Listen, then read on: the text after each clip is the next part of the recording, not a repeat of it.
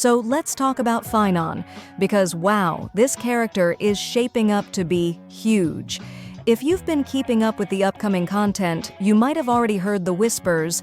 Phainon is expected to be the next S+ tier unit right after Castoreese, and this isn't just based on hype alone. Internally, sources suggest HoYoverse is ranking him right at the top of their sales projections, meaning they're expecting big things, maybe even another banner breaker. Now here's the thing, Phainon is set to release in version 3.4, and if the usual drip marketing schedule holds, we're less than a month away from the official reveal. And honestly, the anticipation is building not just because he's strong, but because his presentation is insane. His kit and visuals scream final boss energy, and there's a reason for that, but more on that in a bit.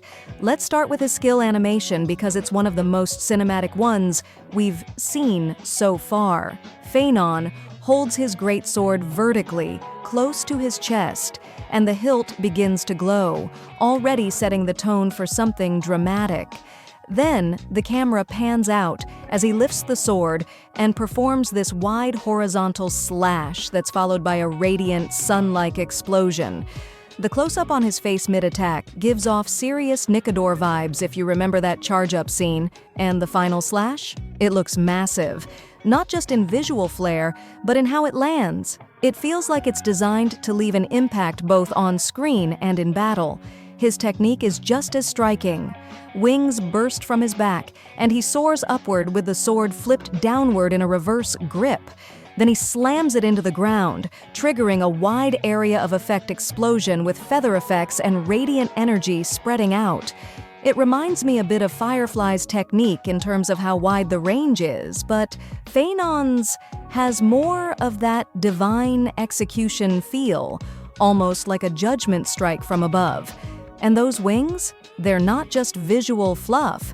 They seem tied to his technique specifically, so they don't appear in other animations, at least from what's been observed. Now, here's where it gets even more interesting. There are signs that Phainon might have a second form, possibly called Demiurge. That name alone is loaded with meaning. Demiurge traditionally refers to a kind of godlike creator or supreme architect figure, which could tie into the lore behind his design or even his abilities. It's not yet clear if this second form is something we'll see in his gameplay directly, like a transformation mechanic, or if it's only tied to a boss fight. Because yes, apparently there will be a boss related to this form. Whether that means we'll fight him in his Demiurge state or face something else entirely isn't confirmed, but it does suggest that his story role will be significant. Now, before people start comparing him too closely to Castoreese, let's clarify something important. Phainon doesn't have a global passive ability like she does, so if you were hoping for another always-on team-wide buff or mechanic that activates outside of combat, you might be a little disappointed. But honestly, I think that's a good thing. Not every top-tier character needs to be built the same way. Castoreese thrives on synergy and setup. Phainon, from the looks of it, is going to be more about raw presence, explosive damage, and maybe some kind of transformation gimmick. He's likely being designed as a visual and mechanical centerpiece, a unit that dominates when he's on the field. Phainon is confirmed to be a 5-star physical character on the destruction path, which already tells us a lot about how he might play. Being on the destruction path usually means he'll have some form of self-sustain, strong single target and area of effect damage, and potentially a flexible rotation that allows him to function as a sustained damage dealer or burst carry. So yeah, Phainon is shaping up to be more than just another limited 5-star. Between the visual storytelling, the potential dual form, the divine aesthetic, and the sales expectations from HoYoverse themselves, he's clearly meant to be a headliner for 3.4.